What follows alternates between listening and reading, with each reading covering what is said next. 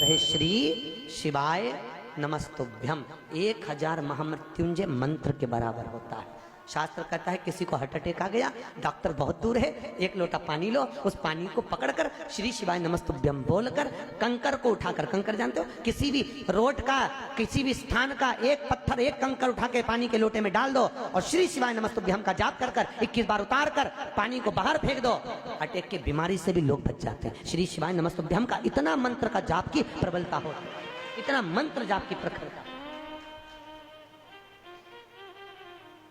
बच्चे बीमार पड़ गए, बुखार आ गया, बुखार उतर ही नहीं रहा, बिल्कुल बहुत समय से लगे, कुछ मत करो, लोटे में पानी लो, थोड़ा सा दूध डाल लो और उसमें एक कंकर डाल लो, कंकर डाला, श्री शिवाय नमस्तुभ्यम बोल के 7 बार उतारो, पीपल के पेड़ में डाल दो, बच्चा स्वस्थ, आराम लग जाए। श्री शिवाय नमस्तुभ्यम मूल मंत्र। पेपर देने जा रहे हैं बच्चे, एग्जाम में बैठ रहे हैं, इंटरव्यू में बैठ रहे हैं, एक अक्षत चावल का दाना एक लीजिए, श्री शिवाय नमस्तुभ्यम बोलकर घर के बाहर से जब निकलो फेंकते हुए चले जाइए, विद्या में उत्तमता प्राप्त होती है। ये उसी तरह है जैसे घर का दीपक, घर का दीप देखा, घर में जो दीपक होता है उसको बदला नहीं जाता, बार बार नहीं बदलना चाहिए। घर का दिया जितना पुराना होता है उतना फलदायी होता है। जितना पुराना दीपक घर में रहेगा, या तो 2-3 दिए घर में कर लो, एक पीतल का, स्टील का, जिसका आपको लगाना हो आपकी मर्जी, चांदी का, आदि का, पर उन दियों को बार बार नहीं बदलना। वो 3 दिए सालों साल चलना चाहिए, कम से कम 25-50 साल।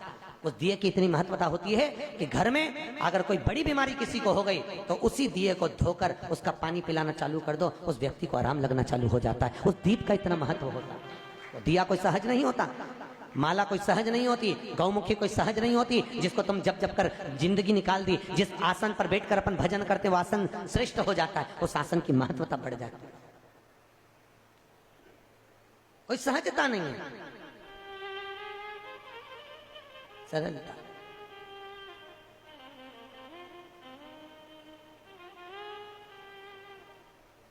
हमारे यहाँ तो अग्रवाल जी, हमारे यहाँ शिव महापुराण की कथा जो उस एरिया में होती है, आंध्रा साइड में होती है या गुजरात, राजस्थान, एमपी साइड में होती है, तो जहाँ पर व्यास वक्ता बैठता है वहाँ पर जजमान रोज आसन बिछाता है, रोज उठाता है।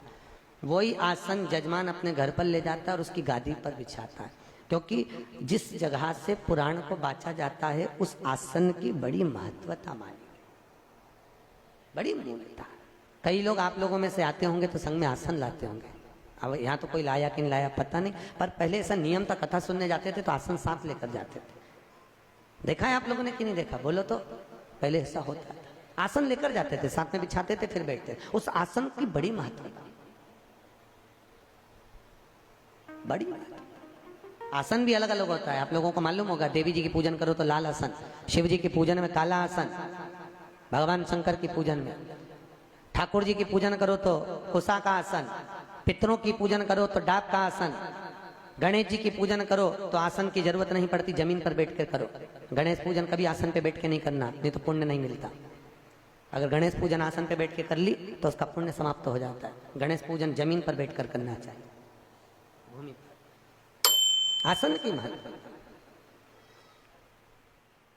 भगवत भजन में, भगवत नाम में, भगवत कीर्तन